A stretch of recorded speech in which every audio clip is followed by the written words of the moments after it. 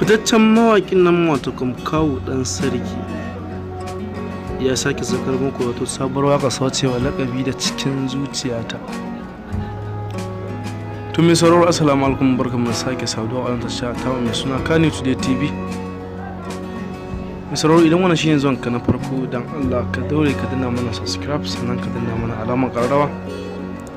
Ta haka ne zamu ji ƙwarin gwiwa ci gaba da binciko muku sai har labarai na mawaƙan Hausa da ma Kannywood masana'antar Kano daga baki daya.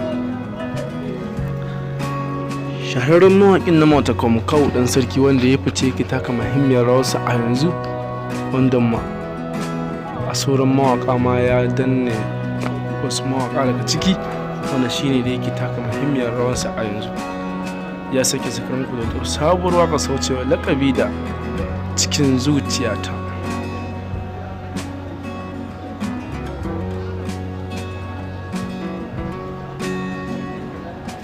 To mai sauraro, domin samun wannan waƙar tashi za ku iya garzayawa kan YouTube channel nashi kai tsaye zuwa Kawu ɗan sarki domin samun wannan cikakkiyar waƙar. Tashar Kani Today TV ba ta da alhakin ɗaura bidiyon wani ko kuma waƙar wani sakamakon mulkin mallaka na mai shi, amma sai dai za mu sanar muku da inda za ku samu cikakkiyar rahoton wannan bidiyon. To mai sauraro, da zarar ka shiga kan YouTube channel nashi, shi ma ka danna masa subscribe, sannan ka danna masa alamar ƙararrawa. Ta haka ne za ku samu cikakken bidiyon da zarar ya dora. Kuma mu ma kar ku manta da danna mana subscribe, sannan ku danna mana alamar ƙararrawa. Ta haka ne mu kuma za mu ji ƙwarin gwiwa sanar da ku da wuri da zarar sun dora wani sabuwar waƙar su, za mu sanar muku.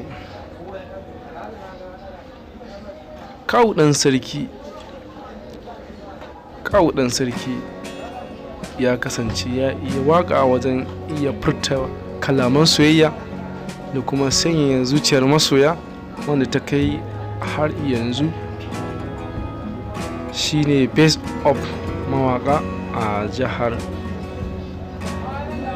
ko kuma ba zan ce jihar ba, sai dai in ce a masana'antar Kano gabaki daya.